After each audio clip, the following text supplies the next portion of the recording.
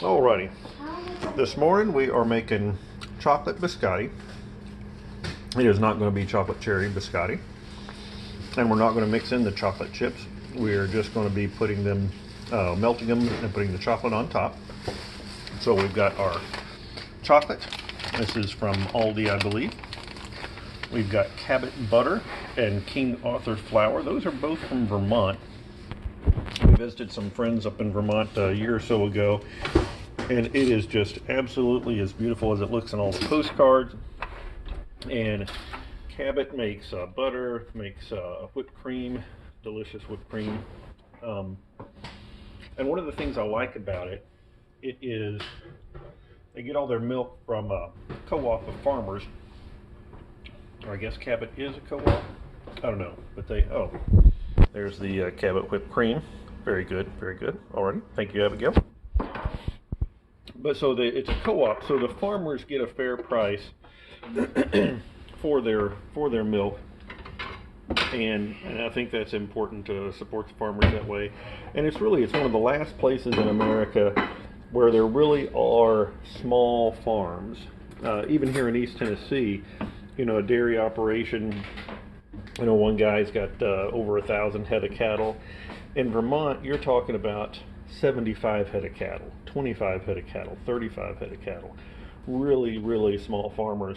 And so for them to get a fair price for their milk to make Cabot products is very, very important.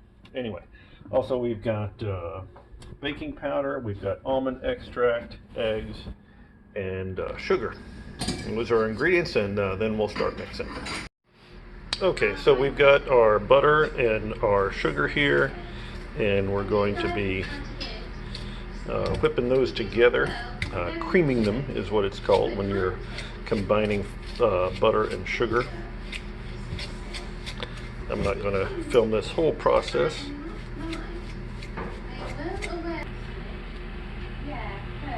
Okay, so now we have the butter and sugar mixed together well, and we're going to pour in our eggs. I've already broken up 3 eggs, and we're going to try to add one at a time.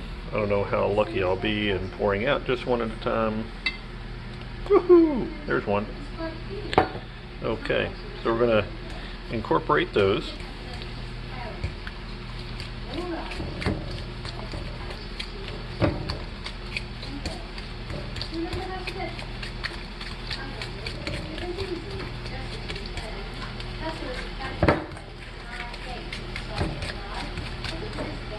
Let me go on and pour in another one.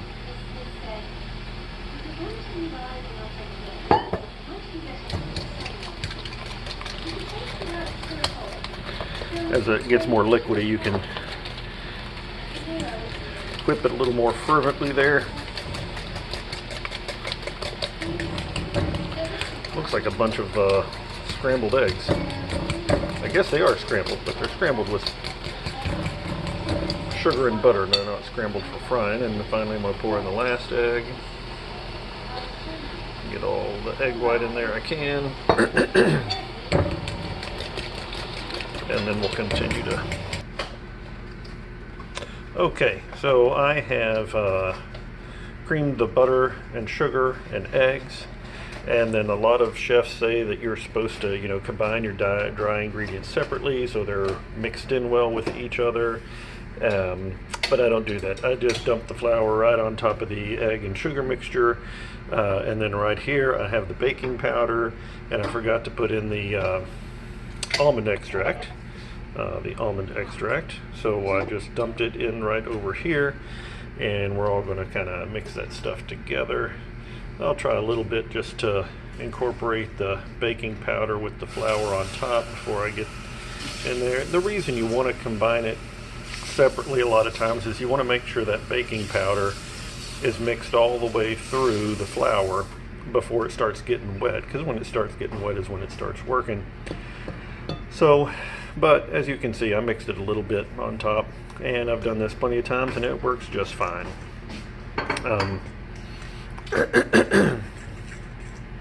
So we're just stirring all this in, getting it all mixed up together. You don't need to watch all that. Okay, so I've mixed everything together and I've turned it out onto a lightly floury surface. And you basically form it into a ball, cut the ball in half, and then we'll form it into two flat kind of rectangles. Okay, so I have shaped the biscotti. It's prepared now for the first baking. And I say first baking, you bake it a couple of times. So I've got it on a cookie sheet with parchment paper.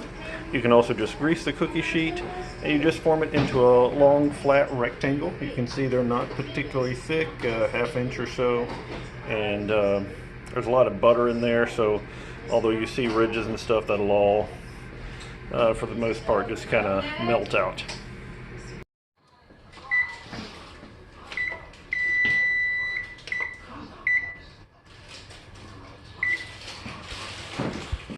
Okay, so the initial bake is cooled off a little bit.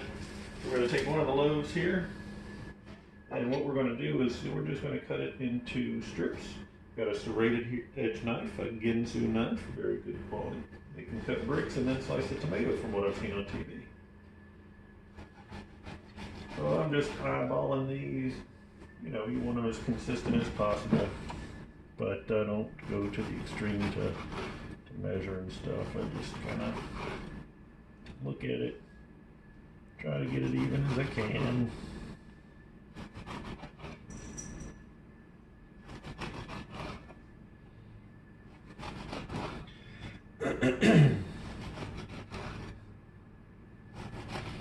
And you can see there's just not a whole lot to it. Now, what you do, once you got these strips, you're going to put them back on the baking pan, and we're going to bake them again so they dry out more, and then we'll turn them and bake them a final time. And that's what gives biscotti its dryness. You know, it's dry until you dunk it in the coffee, and that's what we're going for. Okay, so this is after the initial bake, after the cut, so I guess that's the second bake, not the initial bake. And so what we're going to do is basically just turn them over. And you can see how they've browned nicely on one side. And yes, it is rather hot on my fingers. Oh, ow. Yeah. So you can see the color difference there. And then we'll flip these over and we'll cook them for probably another 5 minutes or so. Okay, so while the third bake is happening, what we're going to do is make a double boiler. You can see I've got a pan there. It's got about an inch and a half of water. I'm going to put that right on top, and that's where we're going to melt the chocolate. So I've dumped in the chocolate, and you can see I've got some chips. These were Baker's Choice dark chocolate, and then also had some chocolate left over from the last time I did this. What we do, we just pour any leftover chocolate onto a piece of wax paper, let it cool, and then pop it in the freezer. And so we just, you can see the rough chunks, those are that. So this will just melt down, and in a little bit we'll have some melted chocolate to put on our biscotti. Okay, so here our chocolate is nearly completely melted, and our biscotti is out after the third bake, I guess it is. My wife told me in very clear words that I did not cook it, I baked it. So, okay, so what I'm going to do is I'm just going to get a little chocolate out here. Just going to drizzle it over the top. I don't know that enough really melted enough chocolate to do all of them. I like to put it on there nice and thick.